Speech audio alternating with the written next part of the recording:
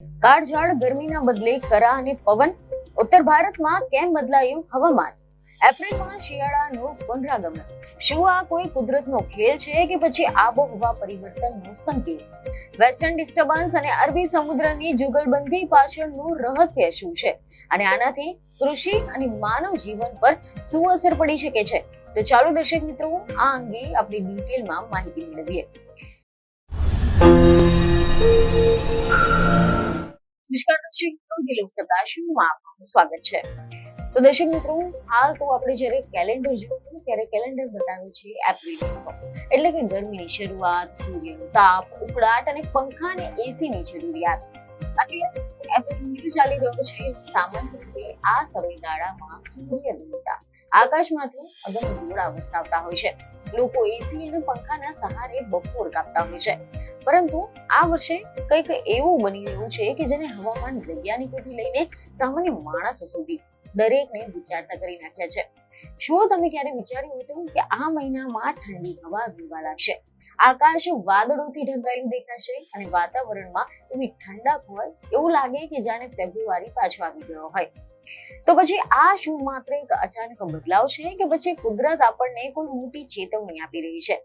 આ પ્રશ્ન આજે લાખો લોકોના મનમાં ઉભો થયો છે, કારણ કે અત્યારે સ્થિતિ એવી છે કે એવા સમાચાર સામે આવ્યા કે દિલ્હી, એનસીઆર, પંજાબ, હરિયાણા, હિમાચલ પ્રદેશ, રાજસ્થાન, ઉત્તર પ્રદેશ અને ઉત્તરાખંડમાં તાપમાન સામાન્ય કરતા 8 થી 15 ડિગ્રી સેલ્સિયસ જેટલું નીચે ગગડી ગયું હતું. આ કોઈ સામાન્ય ઘટના નથી. આ એક એવી કુદરતી પ્રક્રિયા છે કે જેને એપ્રિલે જાણે કે ફેબ્રુઆરી મહિનામાં બદલી નાખી હોય. સવાર અને સાંજે હળવી ઠંડીનો અનુભવ થઈ રહ્યો છે, જાણે કે શિયાળો અડધે રસ્તે પાછો આવી પડ્યો છે. આકાશમાં કાળા ડિબાંગ વાદળો, જોરદાર પવન અને કરા સાથેનો વરસાદ આ એપ્રિલ મહિનાને હવે એક નવી જ ઓળખ આપી રહ્યું છે, જે સામાન્ય હવામાનની ગતિથી સંપૂર્ણ વિપરીત છે. દિલ્હીથી લઈને પંજાબ, હરિયાણા, રાજસ્થાન, ઉત્તર પ્રદેશ, હિમાચલ પ્રદેશ અને ઉત્તરાખંડ સુધી દરેક જગ્યાએ લોકો એક જ વાતો કરી રહ્યા છે કે શું થઈ રહ્યું છે. સામાન્ય રીતે માર્ચના અંત સુધીમાં શિયાળો પૂરો થઈ જાય છે અને એપ્રિલમાં ઉનાળો પોતાનું પ્રભુત્વ સ્થાપિત કરી દે છે. પરંતુ આ વર્ષે જાણે કે ઋતુઓ પોતાનો સમય પત્રક ભૂલી દીધો હોય. સવાર અને સાંજમાં હળવી ઠંડી લાગી રહી છે. બપોરે ક્યારેક સૂર્ય તો ક્યારેક અચાનક વાદળછાયું વાતાવરણ અને ઘણી જગ્યાએ વરસાદ, ગાજવીજ અને કરા, આ બધું જ એક સાથે જોવા મળે છે, જે હવામાનને વધુ અનિશ્ચિત અને અસ્થિર બનાવી રહ્યું છે. હવે ઘણા બધા પ્રશ્નો ઉભા થાય છે કે શું આ બધાની પાછળનું વિજ્ઞાન શું છે? શું આ માત્ર કોઈ એક કુદરતી ચક્ર છે કે પછી માનવ સર્જિત આબોહવા પરિવર્તનનું પરિણામ છે? શું આ માત્ર એક સામાન્ય હવામાન વિક્ષેપ છે કે પછી તેની પાછળ કોઈ બહુ મોટું અને ઊંડાણપૂર્વકનું કારણ છુપાયેલું છે? જો કે મીડિયામાંથી એવા અહેવાલો સામે આવી રહ્યા છે કે ભારતીય હવામાન વિભાગ એટલે કે IMD ના જણાવ્યા અનુસાર આ બધું રમત રમાઈ રહી છે પશ્ચિમી વિક્ષેપ એટલે કે વેસ્ટર્ન ડિસ્ટર્બન્સના કારણે. ઉત્તર પાકિસ્તાન અને જમ્મુ અને કાશ્મીર ઉપર એક વેસ્ટર્ન ડિસ્ટર્બન્સ બનેલું છે અને આના કારણે જમ્મુ અને કાશ્મીર, હિમાચલ પ્રદેશ, ઉત્તરાખંડ, પંજાબ, હરિયાણા, દિલ્હી, ઉત્તર પ્રદેશ અને પૂર્વી રાજસ્થાનમાં ભારે વરસાદ, કરા અને 40 થી 60 કિલોમીટર પ્રતિ કલાકની ઝડપે પવન ફૂંકાઈ રહ્યો છે. IMD એવું પણ જણાવ્યું છે કે આ વેસ્ટર્ન ડિસ્ટર્બન્સ 7 થી 8 એપ્રિલના રોજ તેની ટોચ પર હતું. અને હવે તમારા મનમાં એ પ્રશ્ન થશે કે વળી આ વેસ્ટર્ન ડિસ્ટર્બન્સ શું હોય છે? તો તમને જણાવી દઈએ કે આ એક પ્રકારનું ચક્રવાતી તોફાન છે કે જે ભૂમધ્ય સમુદ્રની આસપાસ નીચા દબાણવાળા વિસ્તારમાં ઉદ્ભવે છે અને ત્યાંથી તે ભેજ લઈને પશ્ચિમથી પૂર્વ તરફ ગતિ કરે છે અને પાકિસ્તાનથી લઈને ભારતના ઉત્તર પશ્ચિમ ભાગોમાં પ્રવેશ કરે છે. આના જ કારણે દિલ્હી, પંજાબ, હરિયાણા અને હિમાચલ પ્રદેશ તેની સીધી અસર સહન કરતું રહે છે. સામાન્ય રીતે આ સિસ્ટમ શિયાળામાં વધુ સક્રિય હોય છે.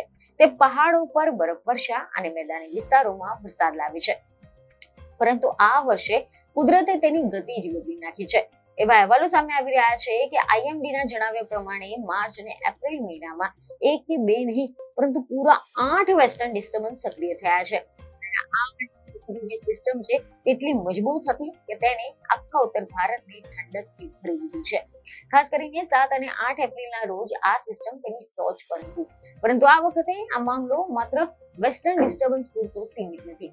આમાં અરબી સમુદ્ર પણ પોતાનો ફાળો આપી રહ્યું છે. રિપોર્ટ એવા સામે આવી રહ્યા છે કે રાજસ્થાન પર એક ચક્રવાતી પરિભ્રમણ સર્જાયું છે, જે એક શૂન્યાવકાશ એટલે કે વેક્યુમ જેવું કામ કરી રહ્યું છે. આ સિસ્ટમ અરબી સમુદ્રમાંથી આવતી ગરમ અને ભેજવાળી હવાને પોતાની તરફ ખેંચી રહી છે. હવે કલ્પના કરો, એક બાજુ ઉપરના વાતાવરણમાંથી વેસ્ટર્ન ડિસ્ટર્બન્સની અતિશય ઠંડી હવા આવી રહી છે અને બીજી બાજુની નીચેના સ્તરે અરબી સમુદ્રની ગરમ અને ભેજવાળી હવા તેને મળી રહી છે. અને જ્યારે આ બંને વિરોધી હવા એકબીજાની સાથે અથડાય છે ત્યારે આકાશમાં ભયાનક ગાજવીજની સાથે વાદળો બને છે. અને આ જ કારણ છે કે આપણે અત્યારે માત્ર સામાન્ય વરસાદ નહીં પરંતુ મોટા કરા પડવાની અને તાપમાનમાં અચાનક મોટો ઘટાડો જોવાની ઘટનાઓ અનુભવી રહ્યા છે. અરબી સમુદ્રનો આ ભેજ વેસ્ટર્ન ડિસ્ટર્બન્સ માટે બળતર એટલે કે ફ્યુઅલ જેવું કામ કરી રહ્યું છે. આના કારણે આ તોફાન સામાન્ય કરતા વધુ લાંબુ અને જોરદાર ચાલી રહ્યું છે. હવે આપણે એ સમજવું જોઈએ કે આવું વારંવાર કેમ થઈ રહ્યું છે. તો આ અંગે પણ એવા અહેવાલો છે કે કેટલાક વૈજ્ઞાનિકો માની રહ્યા છે કે આની પાછળ આબોહવા પરિવર્તન એટલે કે ક્લાઇમેટ ચેન્જ જવાબદાર છે. તિબેટિયન ઉચ્ચ પ્રદેશ જે ઝડપથી ગરમ થઈ રહ્યો છે તેના કારણે જેટ સ્ટ્રીમમાં મોટો ફેરફાર આવ્યો છે. જેટ સ્ટ્રીમ એટલે પૃથ્વીના વાતાવરણમાં ખૂબ જ ઊંચાઈએ પશ્ચિમથી પૂર્વ તરફ વહેતા અતિ ઝડપી પવનોનો એક પટ્ટો. અને આ પવનો જ નક્કી કરે છે કે પૃથ્વી પર હવામાન કેવું રહેશે.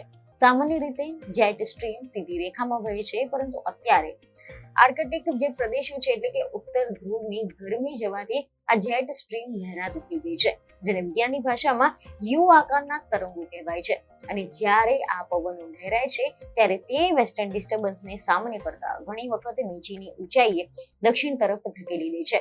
આથી જ જે ઠંડીની સિસ્ટમ માર્ચ સુધીમાં પૂરી થઈ જવી જોઈએ તે અત્યારે એપ્રિલ અને મે મહિનામાં પણ જોવા મળી રહી છે. અને હવે એવા અહેવાલો છે કે હવામાન વિભાગના એવો અંદાજ મુજબ 10 એપ્રિલ સુધી આ માહોલ જળવાઈ રહી છે અને 11મી એપ્રિલે વધુ એક નવો વેસ્ટર્ન ડિસ્ટર્બન્સ દસ્તક આપવાનો છે. આનો અર્થ એ થયો કે ગરમીની સિઝન શરૂ થવામાં હજુ થોડો વિલંબ થશે. આ સ્થિતિ ખેતી માટે ચિંતાજનક હોઈ શકે છે, કારણ કે અત્યારે લણણીનો સમય ચાલી રહ્યો છે, પરંતુ સામાન્ય નાગરિકો માટે આ કાળઝાળ ગરમીમાંથી મળેલી એક હંગામી રાહત છે. જોકે આ ઘટના આપણને ચેતવણી પણ આપે છે કે ગ્લોબલ વોર્મિંગના કારણે હવે ઋતુ ચક્ર સંપૂર્ણપણે બદલાઈ રહ્યું છે અને ભવિષ્યમાં આપણે આવા અણધાર્યા હવામાનના ફેરફારો માટે તૈયાર રહેવું પડશે. અત્યારે તો એપ્રિલની આ ગુલાબી ઠંડી અને વરસાદનો આનંદ લો, કારણ કે કુદરતે તેની મરજી મુજબ આખા ભારતનું એસી ચાલુ કરી દીધું હોય તેવું લાગી રહ્યું છે. પરંતુ યાદ રાખજો કે જ્યારે આ સિસ્ટમ વિદાય લેશે ત્યારે ગરમીનો પ્રકોપ એટલો જ તીવ્ર હોઈ શકે છે, જેથી આ બદલાતા હવામાનમાં તબિયતનું ધ્યાન રાખવું પણ એટલું જ જરૂરી છે.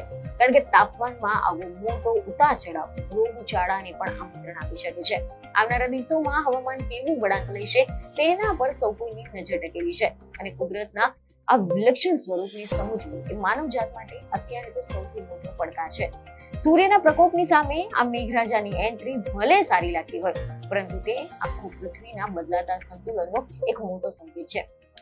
વિજ્ઞાન અને પ્રકૃતિ વચ્ચેના આ જંગમાં આપણે તો માત્ર સાક્ષી જ બની શકીએ છીએ. આ હતી એપ્રિલમાં અનુભવાઈ રહેલી અણધારી ઠંડી પાછળની આખી કહાની. પશ્ચિમના પવનો અને અરબી સમુદ્રના ભેજ વચ્ચે ફસાયેલું આપણું હવામાન હજુ પણ કેટલા નવા રૂપ બતાવશે તે તો આવનારો સમય જ કહેશે. અત્યાર સુધી તો બસ આટલું જ. ફરીથી એકવાર મળીશું હવામાનના આવા જ રસપ્રદ અને ઊંડાણપૂર્વક વિશ્લેષણ સાથે. ત્યાં સુધી જો તમને અમારો આ વિડીયો સારો લાગ્યો હોય તો તેને લાઈક અને શેર જરૂરથી કરજો. બીજને ખબર સાથે ફરી મળીશું. ધન્યવાદ.